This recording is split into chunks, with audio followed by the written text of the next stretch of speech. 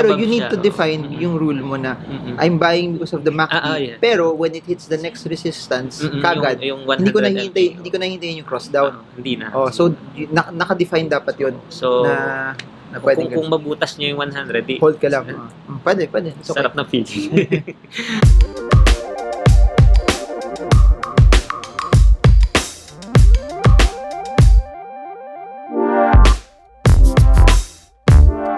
Guys, lahat na nag-stock smarts Manila this run, siya yung pinaka-deep pockets.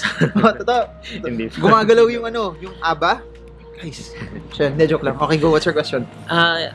Ako kasi yung Seaman, no? You're the trainer, Seaman? Seaman na Seafarer, naging instructor. Okay, instructor. Okay, what's your ang tanong ko kasi minsan, parang mas komportable ako halimbawa sa cell signal, halimbawa nag-breakout. Naghihintay kasi ako ng confirmation. Hindi, yun ng pullback. Okay. So meaning, then, cell signal mo, tama sa resistance, pag gumanon. Tapos mag-aantay na lang ako sa support. Oo. To buy or to sell? To buy. Okay, meaning, breakout? Nag-breakout kasi parang goes down, then bounces. Minsan, ang taas na ayaw kong humabol na. That's okay. That's okay. Tapos hihintay ko yung pullback niya. And then, bibili ako doon. And then, kung ma-break yung support, saka ako magsasell. So yun, your buy signal is the stock bouncing from support. Ganun lang din siya. Yes. Pero, yung risk mo lang, pero this does not happen naman all the time. Yung risk mo is, there are times kasi na pagka-breakout niya, tuloy-tuloy na siya. So, you'll miss out on that. Pero dapat tanggap mo yun na, if the stock will break out and go up further, tapos hindi mo siya nabili dun sa bounce, okay ka lang dapat dun. Okay lang din. Okay lang din. Kaya lang, pagka kasi masyadong mahaba na yung candle. Yung candle. Okay lang. Tapos the following day, biglang magpupullback ng konti. Kagaya ng CHP. Gusto kong mag-entry siya sa kanya. Pero above 3? Yung sa 313 siya, pero ang taas-taas na ng candle niya.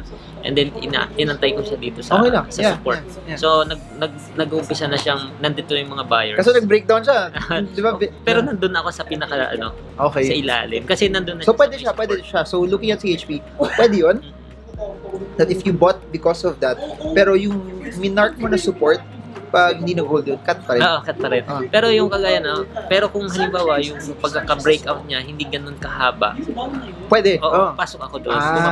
Na ano lang ako pagka so okay sobrang lang yun. haba. So yung rule, I think, based on what you're saying, yung pinaka-importante sa'yo, yung distance from the breakout to the support. Yes. Hindi masyado malayo. Okay lang sa'yo. Hindi kagaya ng, halimbawa, kagaya ng Ali. Yung Ali sobrang taas at nag-52. And then, 50 na ulit ngayon.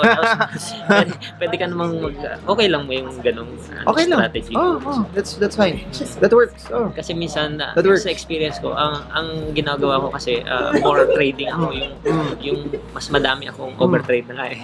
Para lang ma-practice ko yung emotion at saka yung okay lang. Yung strategy. Maganda nga mag-overtrade kasi And then napapansin ko, pagka nasasama ako sa breakout, yung losing ko, di ba? Layo na sa support, tas hindi na naman parang ang lapit na nila doon sa susunod na resistance. Yun, hindi na sulit yun. Kasi yung risk mo becomes bigger, then the reward becomes very, very small. Pero okay lang yung ganun strategy. And then, yung aking, minsan, ang strategy ko ngayon, hinahanap ko ngayon yung aakyat pa lang, yung parang yung magpuposisyon ka na sa baba. Kagaya nung tinitingnan ko tong... Pwede mong gamitin doon, stocks na nagsa-sideways, then may cross up yung MACD. Super effective. Or, nagsa-sideways siya, tapos yung moving average, tulog, tapos biglang nang push up siya doon. Bali, ang ginagawa ko, sir, yung yung 20, 50, at saka 100, together with the Fibonacci. Okay.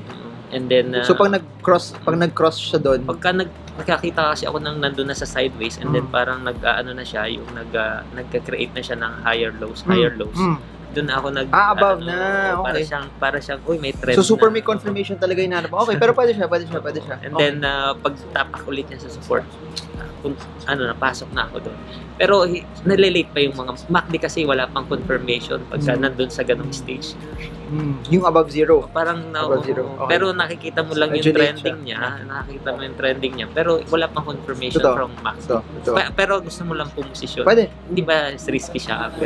Ganun. Siyempre, mas confirmatory pag above zero siya. Pero as long as yung MACD nun, may nakita ka ng cross up na nakita mo may change in direction upward, na kino-confirm niya na may higher high, pwede na. Pwede Kaya siya. no sir, nung now, di ba, nag-baby shark. Okay. And then, nung nag-baby shark siya, nung nauntog, sabay ako sell dun sa Okay. 100 MA. Pwede, pero Above you need siya, to define yung rule mo na I'm buying because of the MACD. Yeah. Pero when it hits the next resistance, kagad, yung hindi ko 100 hindi ko nahintayin yung cross down. Hindi na. Oh, so naka-define dapat 'yon So, na pwede kung mabutas nyo yung 100, hold ka lang.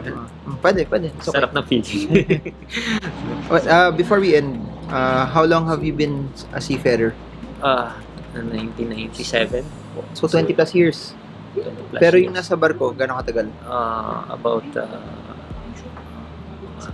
years. 15 years. Tapos yung next land-based na lang. Ang 2004 kasi to 2006, tumigil ako ng negosyo. Nag-buy and sell ng sasakyan. Oh. Kaso yung problem ngayon ng buy and sell, no? Kasi sobrang mura na ng brand new. Nalugi. Oh, yun yung I think I've seen a lot of people na nag-buy and sell also na second-hand cars. Tapos kasi mura ng interest rates, yung para mas attractive na bumili ng bago kaysa sa Pero hindi pa second-hand. rin ako nadala nun. Oh. After nang nakakuha ulit ako ng puhunan, another 2006 to Okay. 2008 ulit, Okay. nalugi ulit. Anong business naman? Ganun pa rin. Buy and sell also. Oh, buy and sell ulit. Pero And then, saka nag-change na naman. Oh, pero mag-business ka pa rin, may gusto ka pa rin start ng business. Looking sa opportunity. Oh, pero start lang ng start. more, Okay lang yan. more muna, itong mga stocks muna. Start lang ng start kasi Ang mga seafarer kasi na nag-stock napakaliit lang. Napakaliit lang na. ito yun. Kasi ito rin yung mga namin hirap din bumitaw sa barko kasi. Kasi pag nasa barko ka, Parang okay lahat eh. Parang wala kang nang gastos. Kahit ka lang ng kain eh. Pero mahirap magkaroon ng yung change over from doon sa barko papunta dito sa lupa. Napaka-rare na nakakalipat. Okay. Ayun na yung, may target ka ba na gusto mo makuha na amount sa stock market?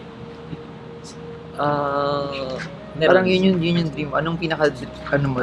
Na pag nakuha mo to, okay na, ganun. Gusto ko sana yung aking yung Target portfolio na lang. target na amount.